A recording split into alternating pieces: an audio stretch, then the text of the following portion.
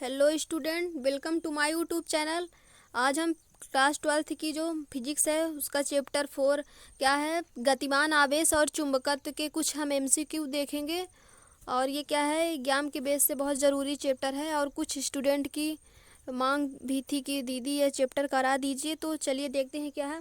पहला क्वेश्चन क्या है इसका, एक समान चुंबकीय क्षेत्र उत्पन्न होता है। तो एक समान चुंबकीय क्षेत्र क्या है, कहाँ उत्पन्न होता है? पहला क्या है, सीधे धारावाही तार से, और दूसरा क्या है, वृत्तीय लूप में धारा के प्रवाह से उसके केंद्र पर, और क्या है तीसरा, वृत्तीय लूप में धारा के प्रवाह से उसके अक्ष पर, और चौथा क्या है, परिनालिका में धारा के प्रवाह से उसके भीतर। तो इसका करेक्ट ऑप्शन कौन सा होगा? परिनालिका में धारा के प्रवाह से उसके भीतर क्या होगा, चुंबकीय क्षेत्र। यानी कि एक समान चुंबकीय क्षेत्र कहाँ उत्पन्न होगा?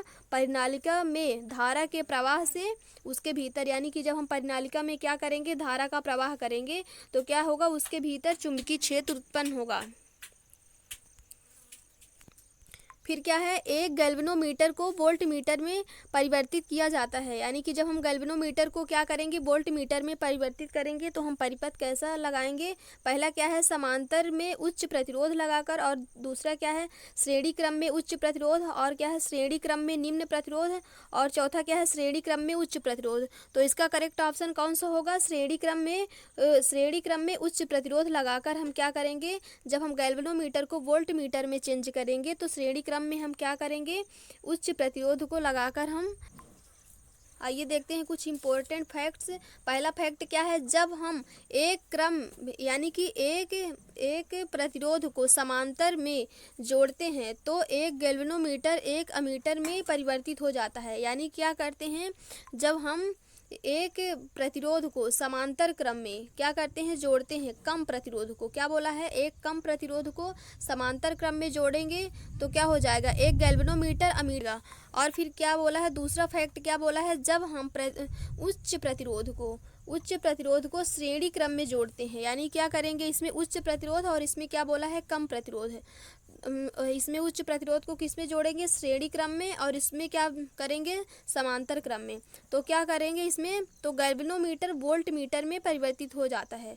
दोनों में ही क्या होता है, गैल्वेनोमीटर ही परिवर्तित हो रहा है। इसमें गैल्वेनोमीटर किस में परिवर्तित हो रहा है, वोल्ट मीटर में परिवर्तित हो रहा है, और इसमें गैल्वेनोमीटर किस में, अमीटर में परिवर्तित हो रहा है। अमीटर में परिवर्तित करने के लिए क्या करेंगे, एक कम प्रतिरोध को समांतर क्रम में जोड़ेंगे, और जब हम गैल्वेनोमीटर को वोल्ट मीटर में परिवर्तित करेंगे तो उच्च प्रतिरोध को श्रेणी क्रम में जोड़ेंगे।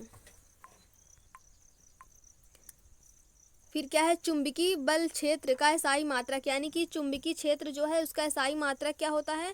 पहला क्या है, वेबर, दूसरा क्या है, टेस्ला, और तीसरा क्या है, गास, और चौथा क्या है, इनमें से कोई नहीं। तो इसका करेक्ट ऑप्शन कौन सा होगा? चुंबकीय क्षेत्र जो है, चुंबकीय क्षेत्र का एसआई मात्रक क्या होता है? तो वेबर किसका होता है? चुंबकीय फ्लक्स का। जो चुंबकीय क्या होती है, फ्लक्स होती है। तो इसका एसआई मात्रक क्या होता है? चुंबकीय मतलब कि ये क्या है, वेबर। इसका क्या होगा, वेबर। और इसमें क्या पूछा है ऑप्शन, प्रश्न में क्या पूछा है, चुंबकीय बल क्षेत्र। यानी कि क्या है, चुंबकीय क्षेत्र पूछा है। तो इसका करेक्ट ऑप्शन क्या होगा, टेस्ला होगा। और इसमें पूछा है, इसमें क्या पूछा है, एसआई मात्रक पूछा है, ना कि सीजीएस मात्रक। यदि यहीं पर क्या पूछा होता, सीजीएस मात्रक, तो यहाँ पर क्या हो जाता, इसका गास हो जाता, इसका करेक्ट ऑप्शन हो जाता। फिर क्या है, एक आदर्श वोल्ट मीटर का प्रतिरोध होता है। एक आदर्श वोल्ट मीटर का प्रतिरोध कितना होता है, कम होता है कि अधिक होता है, कि अनंत होता है, कि शून्य होता है? तो इसका करेक्ट ऑप्शन कौन सा होगा? एक आदर्श वोल्ट मीटर का प्रतिरोध कितना होता है, अनंत होता है। और यहाँ पर ऑप्शन में क्या दिया हुआ है, शून्य होता है, लेकिन ये क्या है, गलत है। ये क्या है, एक आदर्श वोल्ट मीटर का प्रतिरोध क्या होता है, अनंत होता है। यहाँ पर क्या होता है, अनंत होता है। अगर वहाँ पर पूछा जाता कि आदर्श वोल्ट मीटर का प्रतिरोध कितना होगा, तो अनंत होगा। और क्या है, वोल्ट मीटर के सदैव परिपथ समांतर क्रम में लगाया जाता है। जब हम वोल्ट मीटर का परिपथ लगाते हैं तो सदैव किस में लगाया जाएगा, समांतर क्रम में लगाया जाता है। और क्या है, आदर्श वोल्ट मीटर अपने में से होकर शून्य धारा प्रवाहित होने देगी। यानी कि जो आदर्श वोल्ट मीटर होती है तो अपने में से होकर क्या होती है, शून्य धारा। वहाँ पर शून्य ऑप्शन था, लेकिन वहाँ शून्य दिया है। अगर वहाँ पर क्वेश्चन उसको चेंज कर देता कि अपने में से धारा कितनी प्रवाहित होने देता है तो क्या होता, तब उसका ऑप्शन शून्य सही है। लेकिन वहाँ पर पूछा है एक आदर्श वोल्ट मीटर का प्रतिरोध कितना होता है, तो वहाँ पर अनंत उसका सही होगा। फिर क्या है, इसमें क्या बोला है, धारा प्रवाहित होने देगा जिससे वोल्ट मीटर जिन दो बिंदुओं के मध्य विभवांतर माप रहा है। यानी क्या कर रहा है, जो वोल्ट मीटर है जिस दो बिंदुओं के मध्य क्या कर रहा है, विभवांतर माप रहा है, वह विभवांतर अपवर्तित रहे। यानी क्या है, विभवांतर अपवर्तित रहे, यानी उसमें कोई परिवर्तन ना हो। फिर क्या है, किंतु वास्तव में मापन के लिए यह आवश्यक है कि वोल्ट मीटर में थोड़ी धारा प्रवाहित हो, उसमें क्या है, थोड़ी धारा क्या हो, प्रवाहित हो। इसलिए वोल्ट मीटर के श्रेणी क्रम में उच्च प्रतिरोध लगाया जाता है। इसीलिए क्या करते हैं हम, वोल्ट मीटर के श्रेणी क्रम में क्या करते हैं, उच्च प्रतिरोध लगाते हैं। एक गैल्वेनोमीटर को अमीटर में बदलने के लिए जोड़ा जाता है। तो कैसा जोड़ा जाता है, समांतर में निम्न प्रतिरोध, और क्या है, श्रेणी में उच्च प्रतिरोध, और क्या है, श्रेणी में निम्न प्रतिरोध, और चौथा क्या है, समांतर में उच्च प्रतिरोध। तो इसका करेक्ट ऑप्शन कौन सा होगा, समांतर में जब हम क्या करेंगे, निम्न प्रतिरोध जोड़ेंगे तो क्या हो जाएगा, जब हम जी को किसमें, ए में, यानी कि गैल्वेनोमीटर को किसमें, अमीटर में हम जब चेंज करेंगे तो समांतर क्रम में लगाएंगे और क्या करेंगे, उसका प्रतिरोध निम्न करेंगे। फिर क्या है, लॉरेंज बल की दिशा ज्ञात करने का नियम क्या है।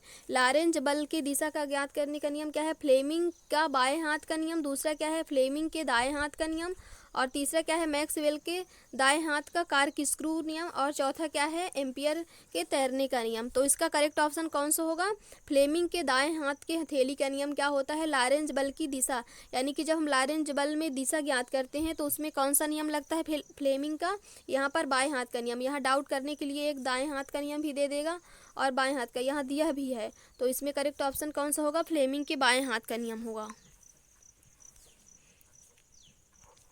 फिर क्या है, त्वरित आवेश उत्पन्न करती है। अब त्वरित आवेश क्या उत्पन्न करता है, अल्फा किरणें की गामा किरणें, और तीसरा क्या है, बीटा किरणें, और चौथा क्या है, विद्युत चुंबकीय तरंग। तो इसमें करेक्ट ऑप्शन क्या होगा, विद्युत चुंबकीय तरंग क्या करती हैं, त्वरित आवेश उत्पन्न करती हैं।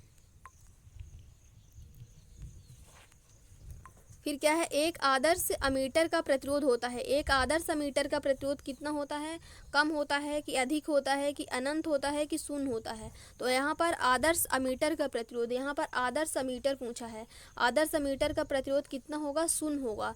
और वहाँ पर क्या बोला था, इस क्वेश्चन में कहाँ गया, यहाँ पर एक आदर्श वोल्ट मीटर, तो आदर्श वोल्ट मीटर का अनंत होता है। और इसमें क्या पूछा है, एक आदर्श अमीटर, तो आदर्श अमीटर का होता है, इसमें शून्य होता है। फिर क्या है, एक वोल्ट मीटर को अमीटर में बदला जाता है। अब यहाँ पर भी को किस में, ए में चेंज करने के लिए बोल दिया।